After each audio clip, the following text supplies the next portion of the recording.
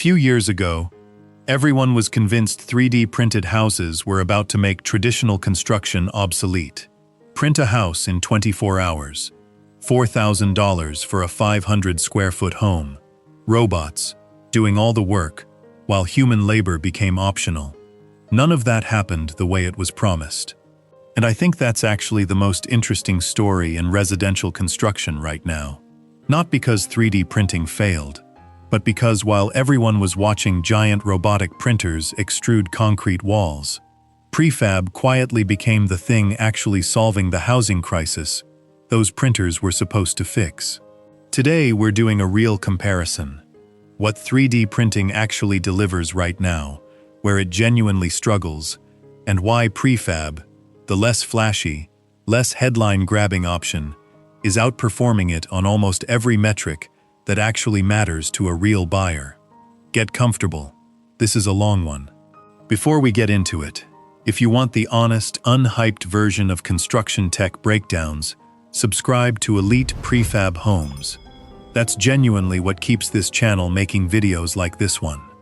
Let's rewind and remember what actually got promised here, because it's important context for how far the reality has drifted. The pitch was simple and genuinely exciting. A massive gantry-style printer shows up on a lot, extrudes layer after layer of a specialized concrete mix, and within a day or two, you've got walls standing where there used to be an empty foundation. Early, heavily embellished reports floated numbers like $4,000 for a 500 square foot home. The framing was always the same. This was going to be faster, cheaper, and more sustainable than anything traditional construction or even prefab could offer. My honest opinion, looking back, that pitch was genuinely seductive, and I understand exactly why it went viral the way it did. Printing a house sounds like science fiction made real. But walls in a day quietly became the entire headline, while everything else a house actually needs got left out of the conversation. Here's the number that should genuinely surprise you. Two of the highest profile, best financed companies in this entire space, Mighty Buildings and Icon, have delivered fewer than 100 houses combined, even years into development and after raising serious venture capital. Let that sink in for a second. This isn't a new, unproven idea anymore. It's had years of funding, years of engineering, years of press coverage. And the actual number of humans living in a fully 3D printed primary residence right now is still small enough that you could count them without needing a spreadsheet. My honest take? That's not necessarily a failure. Every emerging construction technology takes time to scale. But it's a massive gap between the 3D printing is about to replace traditional construction, headlines from a few years ago, and where the industry actually sits today. Most companies in this space are still developing technology, not delivering homes at any meaningful volume. Let's talk about the speed claim specifically, because this is where the marketing and the reality diverge the most. It's genuinely true that the wall printing portion of a 3D printed home can happen in as little as 24 to 48 hours. That part isn't exaggerated. But the total construction timeline, including foundation work, roofing, plumbing, electrical, and interior finishes, typically runs 3 to 6 months. That's faster than the traditional 6 to 12 months a stick-built home usually takes, which is a real, legitimate advantage. But it's nowhere close to the house in a day impression the headlines created. Here's my honest opinion on this, and it's the same critique I've made about a lot of prefab marketing on this channel too. A fast subcomponent does not equal a fast home. The walls are one piece of a much longer process, and every company in this space that leads with 24 hours, without immediately clarifying what that 24 hours actually covers, is, in my opinion, misleading buyers by omission. Now let's get into the genuinely technical problems, because this is the part most viral videos skip entirely. Printed concrete mixes generally have lower compressive strength than traditional cast-in-place concrete, unless they're specifically reinforced, and building codes require testing to confirm that reinforcement is adequate before approval. On top of that, poor waterproofing, shrinkage cracks, and inadequate exterior coatings on printed walls have caused real seepage and mold problems in built examples. That's not a hypothetical risk. That's a documented, recurring issue in the current generation of printed structures. My honest opinion here? This is the part of the 3D printing conversation that genuinely concerns me the most, more than the cost or the timeline. A home with mold and water intrusion issues isn't just inconvenient. It's a health and structural problem that can be extremely expensive to fix after the fact. Any buyer seriously considering a printed home needs to ask very specific questions about waterproofing methodology and get real answers, not marketing reassurance. Here's a limitation that doesn't get nearly enough attention.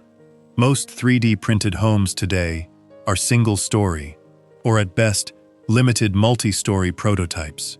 True, reliable, code-approved multi-story printed construction is still an emerging capability, not an established one. Compare that to prefab modular construction, where 2- and 3-story homes have been standard, reliable, and code-approved for years. If you need genuine vertical square footage, a real second floor, a proper family home instead of a single-level footprint, 3D printing is, right now, a much narrower tool than prefab modular construction. My honest take? This alone disqualifies 3D printing for a huge percentage of buyers who actually need multi-story square footage, especially on smaller urban and suburban lots, where building up instead of out is often the only realistic option. Let's talk regulation, because this is a genuinely underrated obstacle. Companies like Icon and Mighty Buildings are actively working with code evaluation bodies to get their specific printing systems approved for use, jurisdiction by jurisdiction. That process is ongoing, not finished. Once a system gets approved in a given area, it can be built there. But can be built anywhere is aspirational language, not current reality. Compare that to prefab modular and manufactured construction, which has decades of established code pathways, financing precedent, and appraisal history across the entire country. A buyer working with a modular builder isn't waiting on a brand new regulatory pathway to mature. That pathway already exists, is well understood by local building departments, and isn't something you're gambling on as an early adopter. My honest opinion? This is one of the most practically important differences between the two categories, and it barely ever makes it into the flashy comparison videos. Regulatory maturity isn't exciting content, but it's the difference between a project that moves forward smoothly and one that stalls out waiting on an approval process that's still being built in real time. Here's a myth I really want to dismantle directly, because it's central to how this technology got sold in the first place. The promise was that robots would replace human labor and solve the construction workforce shortage. That's not quite what's happening. Printers still require trained operators to run them, and construction companies in this space still need to actively train workers specifically to operate the machines and install the finished modules. Beyond the printing step itself, you still need traditional tradespeople for roofing, plumbing, electrical, and interior finishing. None of that gets automated by the printer. The labor shortage we've talked about extensively on this channel doesn't disappear with 3D printing. It just shifts toward a smaller number of specialized machine operators instead of disappearing entirely. My honest take? This is the single most overstated claim in the entire 3D printing pitch. It's not no workers needed. It's different workers doing a somewhat different job for one specific phase of construction. That's a real efficiency gain in the wall building phase, specifically.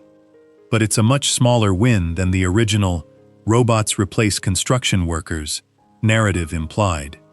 Let's talk money, because this might be the biggest gap between promise and reality of anything we've covered so far. Remember that $4,000, 500 square foot home figure from the early hype cycle? That number was, by every honest account, largely embellished and never reflected real-world delivered pricing. Real-world numbers look different. Mighty Buildings has claimed their printed homes run around 45% less than comparable houses in the California market specifically. A genuinely meaningful savings, if accurate for your specific market. But their actual 3-bedroom, 2-bathroom model is priced around $285,000. That's real progress over traditional construction in an expensive market like California. It is absolutely not a $4,000 house. My honest opinion? 3D printing is not currently the cheapest way to build a home. It's trending in a more affordable direction over time, and the savings claims in specific high-cost markets like California are genuinely worth taking seriously. But if your mental benchmark is still that early viral $4,000 number, you need to recalibrate that number completely before you go shopping. Okay, I want to be fair here, because I don't want this video to just be a takedown. There are real, legitimate strengths to this technology that prefab genuinely can't match. Printed construction offers a level of design flexibility, especially with curved and unusual wall geometry, that's extremely difficult and expensive to achieve with modular panels or traditional framing. If you want dramatic, flowing, non-rectangular architecture, a printer can produce shapes a modular factory simply isn't built to replicate economically. Printed construction also generally uses less raw material and generates less job site waste than traditional framing, which is a genuine sustainability win. And for disaster relief and rapid deployment housing specifically, the ability to print a basic structural shell quickly, even before all the finishing work catches up, has real, documented value in emergency and humanitarian contexts. My honest opinion? If I were designing something genuinely sculptural, or working in a disaster relief context where getting any structural shelter up fast matters more than long-term finish quality, 3D printing is a legitimately compelling tool. It's just not, in its current state, a better everyday homebuyer tool than prefab. Here's the actual thesis of this video, and I want to lay it out clearly. While 3D printing was capturing headlines with dramatic footage of robotic arms extruding concrete, prefab and modular construction was quietly, unglamorously solving the exact same underlying problems: speed, labor shortage, and cost, using manufacturing methods that have already been proven at real scale, for years, across the entire country. Prefab factories already have established supply chains. They already have trained, reliable workforces, building the same designs repeatedly, refining quality with every unit. They already have code pathways that local building departments understand and trust, and they already have financing and appraisal precedent that lenders are comfortable working with. None of that had to be invented from scratch, the way 3D printing's entire regulatory, material science, and workforce framework still has to be built out in real time. My honest opinion? Prefab isn't the underdog story here. It's the technology that already did the unglamorous work of maturing, years before 3D printing entered the conversation. It just doesn't generate the same viral footage that a giant robot printing a wall does. Let's directly compare timelines, because this is where prefab's advantage becomes obvious once you strip away the marketing. A factory-built modular or panelized home typically completes in a matter of weeks to a few months from start of manufacturing to delivery, largely because multiple trades work in parallel on a controlled factory line, indoors, weatherproof, on a repeatable process. A 3D printed home's total timeline, again, including everything beyond just the walls, lands in that same 3 to 6 month range we already discussed. In other words, once you account for the entire build, not just the flashy printing phase, prefab and 3D printing are landing in a genuinely comparable overall time frame. The difference is that prefab has been reliably hitting that time frame for years, at real scale, across thousands of completed homes. 3D printing is hitting that time frame on a comparatively tiny number of completed projects, still refining the process as it goes. My honest take? If speed is genuinely your top priority, prefab currently offers you that same speed advantage, with dramatically more proof that it'll actually happen on schedule. We already touched on this, but it's worth stating plainly, as a direct comparison. Prefab modular construction handles 2- and 3-story homes as a standard, well-established capability. 3D printing is still working out reliable multi-story construction as an emerging capability, not a proven one. If your family needs genuine vertical square footage, this isn't really a close comparison right now. Prefab already does this well. 3D printing is still figuring it out. Let's put the cost claims side by side. Mighty Building's 3-bedroom printed model runs around $285,000. Compare that to the range of prefab and modular options we've covered across this entire channel. Genuinely comparable 3-bedroom modular homes running anywhere from under $150,000 up through that same $285,000 range and beyond, depending on the manufacturer, the finish level, and the region. In other words, 3D printing isn't currently delivering a cost advantage dramatic enough to justify its added regulatory uncertainty, its more limited design and height flexibility, and its documented waterproofing challenges. Prefab is landing in a genuinely comparable price range, with a much longer track record backing it up. My honest opinion? If someone tells you 3D printing is definitively the cheaper option right now, ask them to show you the actual delivered price on a comparable finished home, not the headline aspiration. In most direct comparisons I've looked at, prefab holds its own on cost, while offering meaningfully less risk. Here's the mistake I want you to walk away from this video actively avoiding. Don't choose a construction method because the marketing footage is more exciting. A robotic printer extruding concrete walls makes for genuinely great video content. That doesn't automatically make it the better choice for your actual home, your actual timeline, and your actual budget. I see this constantly across new construction technology, not just 3D printing. The most visually dramatic option online is rarely the most practically sound option for an individual buyer today. Evaluate based on completed track record, code maturity, and total realistic cost, not based on which technology looks more impressive in a 30-second clip. I don't want to end this section sounding purely negative on 3D printing, because there's a specific thing about it I genuinely love, and I think it points toward a real future use case. The freeform curved wall capability is genuinely unmatched by anything in prefab's current toolkit. If someone eventually pairs that geometric freedom with the material science and code maturity that prefab has already built out, that combination could be genuinely special. My honest opinion?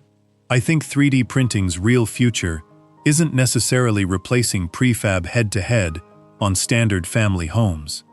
I think its real future is in genuinely sculptural custom architecture, and in disaster and humanitarian housing contexts, where speed of any structural shelter matters more than long-term finish perfection.